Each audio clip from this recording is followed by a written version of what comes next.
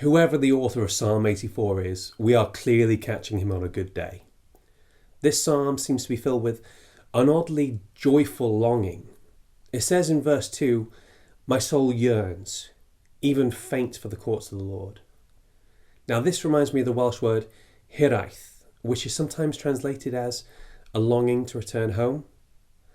I have been hiraething like nobody's business the last few weeks and months, and especially since the UK country's policies on lockdown have diverged, that feeling has only intensified. But the hiraeth in this poem, or in this psalm, is for our eternal home, the one that we ultimately belong to, but haven't seen yet, the one we live in hope for. Then there's verse 4, "Blessed are those who dwell in your house."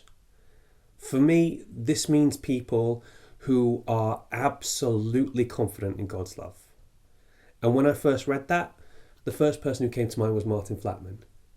He took his strength from God, and at least in the time that I knew him, he lived his life in the house of the Lord. I'm not there yet.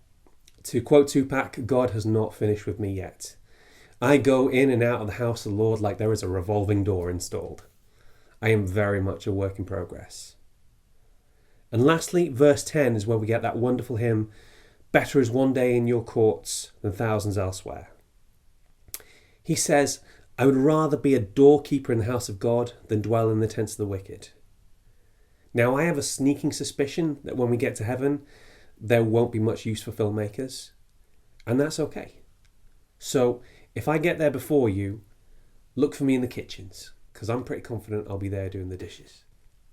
Have a great day, everyone.